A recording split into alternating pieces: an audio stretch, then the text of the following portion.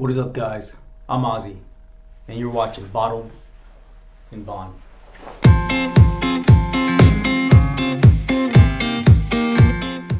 Welcome back to another Monday Madness. Today we are going to dive into a distillery that I had the pleasure of visiting about a few weeks back, and that is the Bowman distillery in Fredericksburg. Now, this distillery, this company, has a whole ton of history.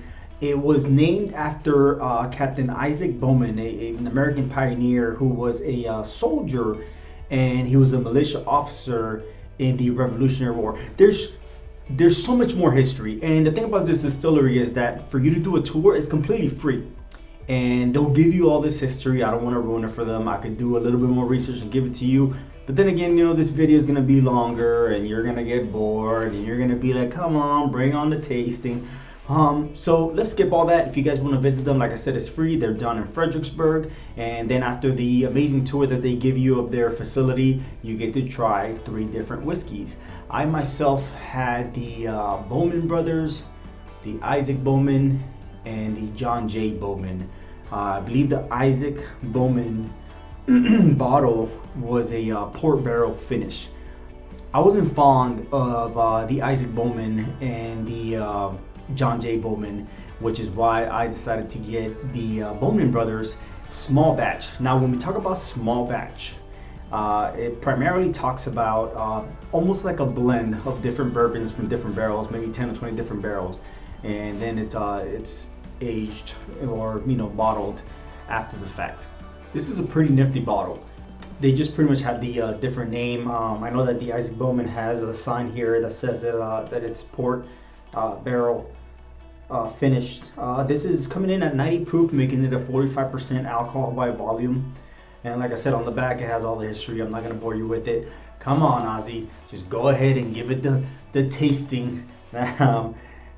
I like this when I was in the distillery. I will say your palate does change, like I mentioned in the previous video. So some things might have changed. It may taste better to me right now. It may taste worse to me right now. But I'm going to give you an honest review based off what I'm tasting now and what I tasted at the distillery. Almost like a combination of both.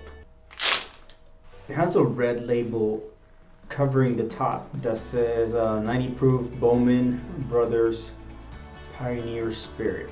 So even though you remove the plastic, you still have to remove the seal. Thanks for the extra proof, Bowman Distillery. This is a pretty fat head. That's not what she said. And oh, the flavors. Oh man. Oh yeah. I've said this before, a good bourbon has somewhat typical notes and flavors and smells. You're always, more or less should, on a good bourbon, pick up the brown sugar, the caramel, maybe a little honey, vanilla, and of course that oakiness that the whiskey got and pulled from those staves from the barrels, charred barrels. Pretty good.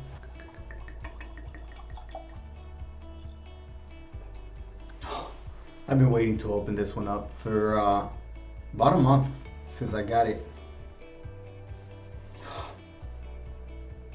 Almost like a sweet maple honey, very, very sweet maple honey. Syrup. A little cherries, it's very faint.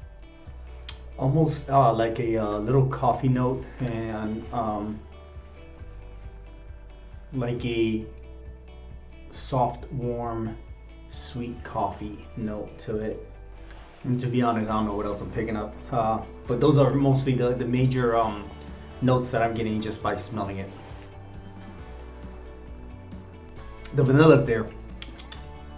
The honey's still there. A little peppery. The 90 proof makes it a little peppery in my opinion. Almost subtle on the back end. The cherries make it seem almost like a cherry cola. A little fruity, just a little bit, almost like a peach on the back end.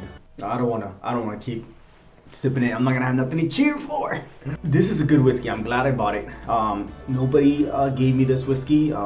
This was provided by my wallet, so thank you, wallet. One of the nifty things, this was the first distillery. I forgot to say this in the beginning. This was the first distillery that I entered, taking pictures and videos, that I noticed that their aging process is with the barrel standing upright. So I asked, hey, why are your barrels standing upright? Why do you guys age them as opposed to, you know, tipping them on the side?